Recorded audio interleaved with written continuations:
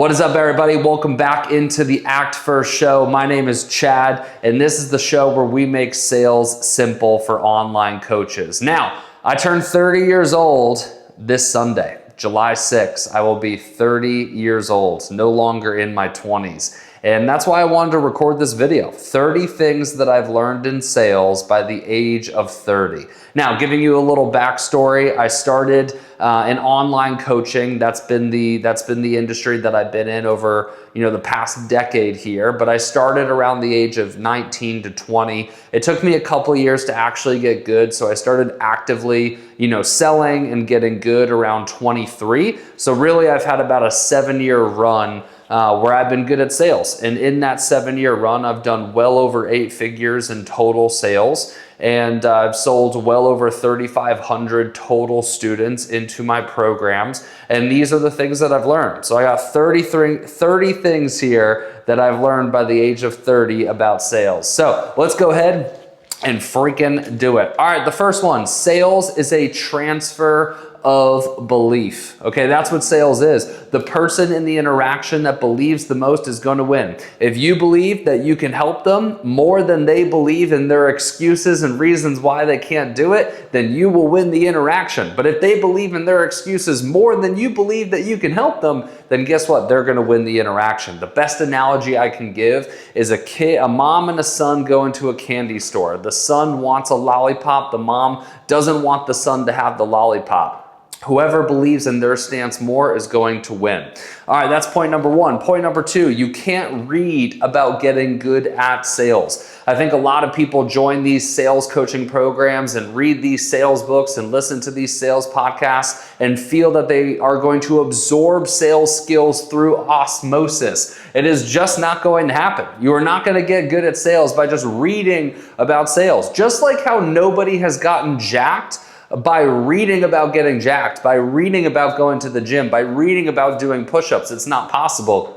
The only way to get fit is to work out. Well, guess what? In sales, the only way to get good at sales is through repetition, repetition, repetition. You gotta role play, you gotta role play, you gotta role play. Number 3, the discovery is the most important part of the script. A lot of people talk about, you gotta get really good at objection handling. Well, yeah, that's true. You do have to get good at objection handling, but I view objection handling more as defense. If you get really good at discovery, at the discovery portion of the script, you will eliminate most objections. But if an objection pops up, then you can go on the defense and handle that objection. But playing offense here, we got to get good at the discovery to eliminate future objections from happening. All right, point number 4, 80-20. I can't tell you the biggest mistake I see coaches make on their sales calls is they talk way too freaking much and they don't listen. They speak 80%. The coaches that are doing it wrong speak 80% of the time and listen 20% of the time. The coaches that are doing it right are listening 80% of the time and speaking 20% of the time. And the 20% of the time they are speaking, they are mostly asking questions. All right, point number 5, go for the close. Go for the close. This is another mistake I see coaches and closers make, is they have them on the ropes. They have them at the point where they should ask for the close. And for whatever reason, whether it's anxiety, fear, or doubt, they don't ask for the close. They just keep talking and then they end up losing the sale, right? Say, hey, are we committing to this? Right? Are we committing to this? That needs to be your line. All right, now number 6. Share, don't hide. All right, when you are in the presentation portion of your sales script, it is better to share than to hide. There is a coaching adage out there where it's like, don't show them your service, don't show them too much, keep it a secret. Why the fuck are we doing that? Why the fuck are we doing that? The reason I've had a lot of success in sales in the coaching space is I am not afraid to show them everything. I'm on Zoom, I share my screen, I show them the whole entire course, I show them the whole entire product, and I show them what they are going to get. Why? Because I believe in it. And I can't tell you how much positive feedback I've gotten from clients saying thank you for being so transparent. A lot of companies aren't like that. All right, number 7.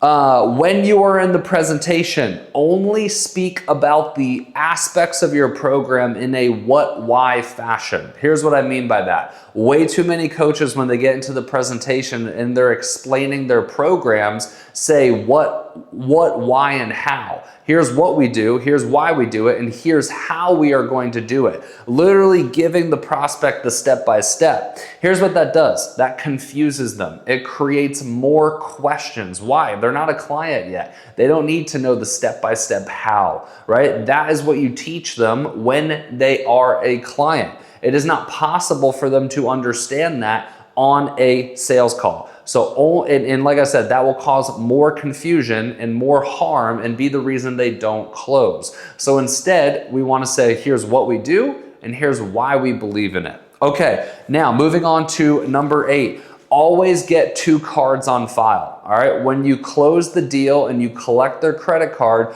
always get a second card on file. And you can frame it as for convenience, right? So basically you can say, hey, often, people end up using another card later on down the road. Let's just save you time and get a second card on file now. Bada bing, bada boom, you got a second card on file. What is this going to do? It's going to increase the likelihood that this person does not default on any payment.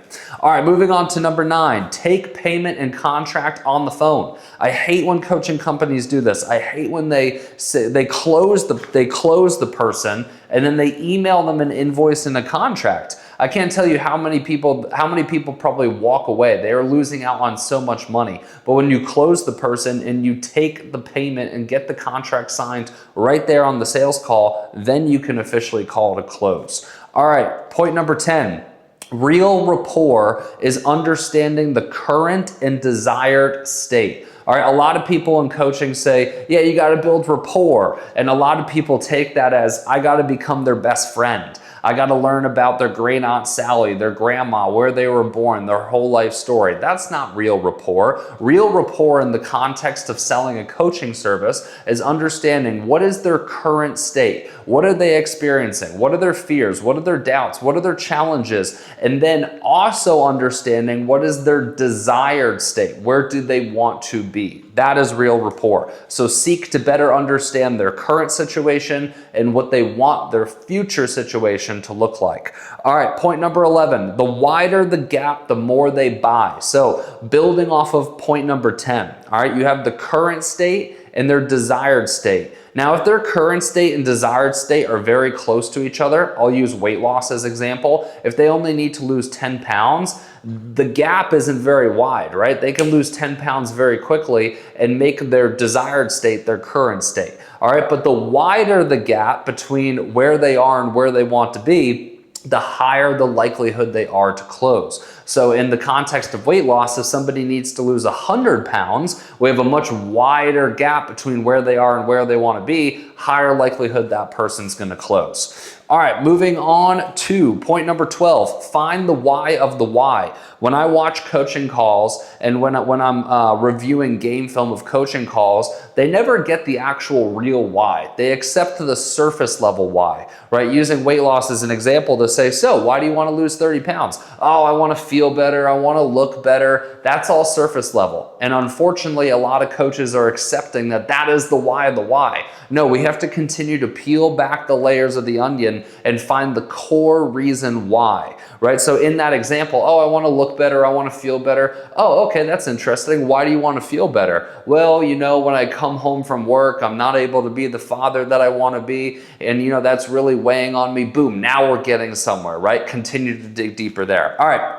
Point number 13, track your data. Track your data. A lot of your problems and anxieties and fears could be solved if you actually tracked your data. Here's what I mean, right? A lot of times we say, oh, I feel like my show rate isn't good. Oh, I feel like I'm not closing a lot of deals. But that could just be, we just had one call that didn't show. We just had one call that didn't close, and we're letting our emotions get the best of us and projecting our emotions into the grand scheme of a month. But if we actually look at the data and we say, oh, actually, looking at the data, I'm I'm actually doing really good. It must have just been one call. Then we can resolve that fear, resolve that doubt. And when we resolve the doubt, it doesn't bleed into the rest of our calls. So data provides realistic, like this is actually what's happening. It grounds you in reality in sales. And that's why I think tracking your data is so important amongst many other reasons. All right, now point number 14.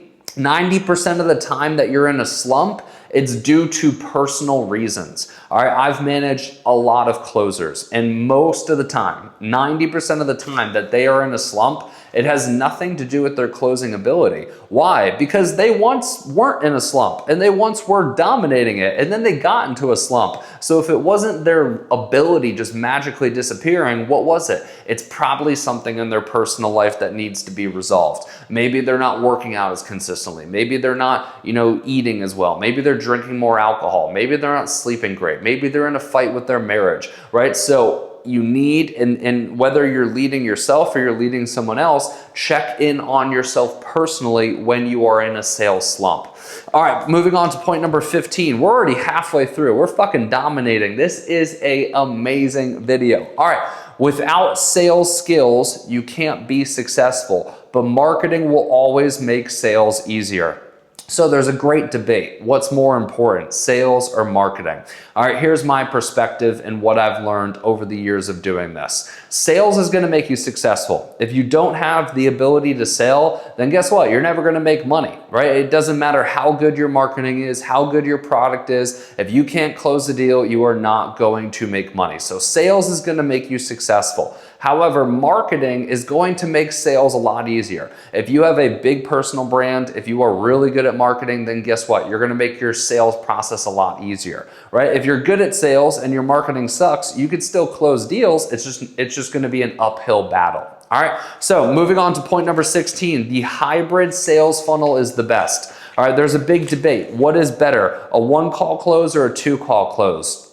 I've done 1-call closes. I've done 2-call closes. My opinion is the best funnel is a hybrid funnel, one in which you have a grading system, 5 all the way down to 1. 1 is a god-awful lead, 5 is an amazing lead, and then everywhere in between, all right? You grade the leads as they come in. If they are a 3, 4, if they are a 4 and a 5, they automatically go to a 1-call close. Some 3s will go to a 1-call close. Some 3s will go to a 2-call close. That's up to your discretion.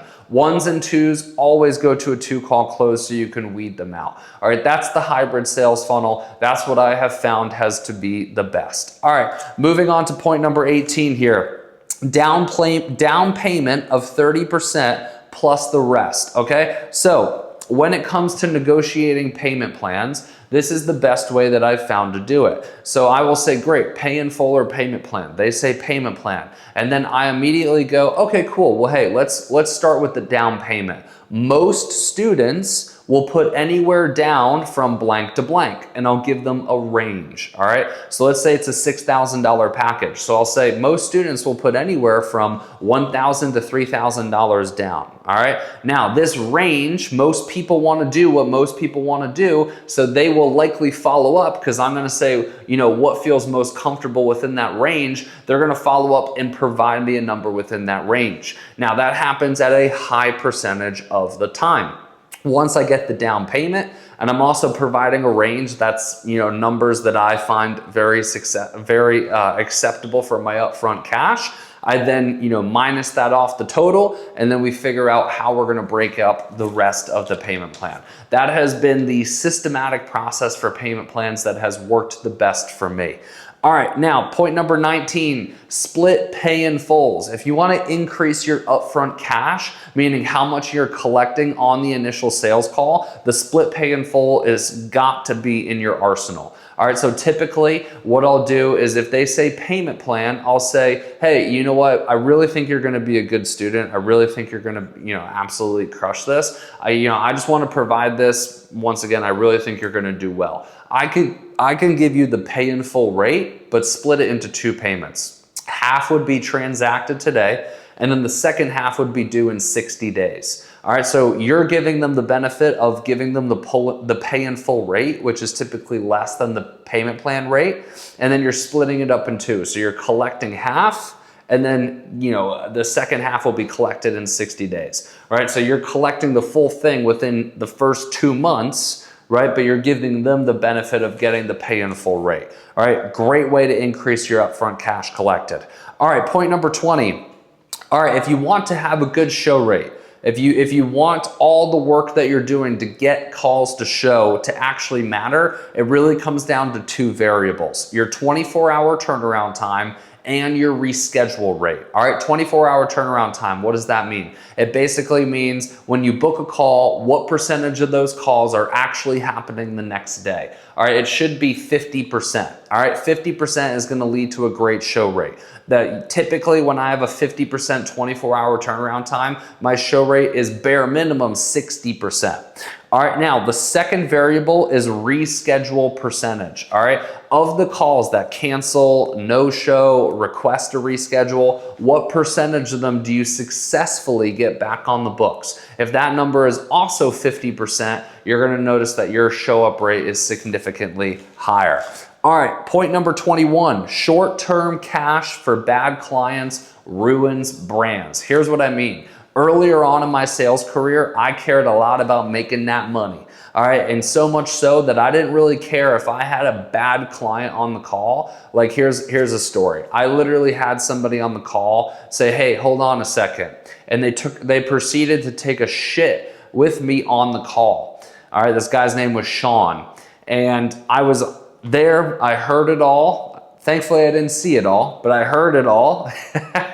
And because I knew I was good at sales, what I should have done in the moment is said, "Hey, this is not a good fit." But because I knew I was good at sales and I wanted to make that money, I proceeded to close this person anyways. All right, and that was the wrong decision. Why? Because that person is never gonna make a good client, right? They're not gonna show up, they're not gonna get the results. And that is also likely the type of person who's gonna lead a bad review and then spread negative word of mouth. So therefore, it can ruin a brand.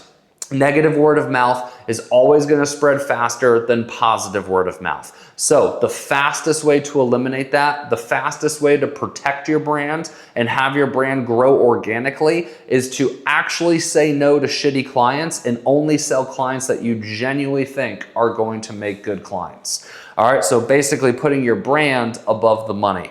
Now, point number 22, sales is step number 1 in the coaching process. A lot of people say, you know, sales is scammy, sales is this, sales is that. No, sales is just step number 1 in your coaching process. Here's what I mean. What is selling? When you sell someone, you are basically taking all of their negative beliefs on the reason why they can't do it and replacing it with positive beliefs that they can do it, right? If they didn't believe they can do it, they would never pay, right? But we take the negative thoughts, replace them with positive thoughts, and then they end up paying. What does that sound like?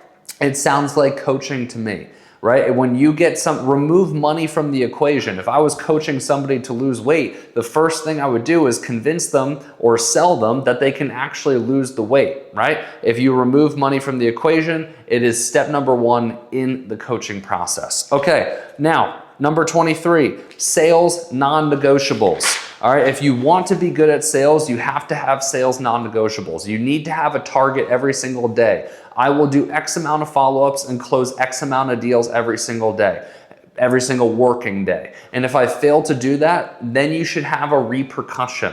All right, a repercussion, it should be a physical thing. Not that you're getting beaten here, but I'm talking about like going for a run, doing a certain amount of burpees. If you have this level of accountability, I do X follow-ups a day and or close X deals a day. And if I fail to close the deals and do the follow-ups, then I have a repercussion. That level of accountability is going to take you very far.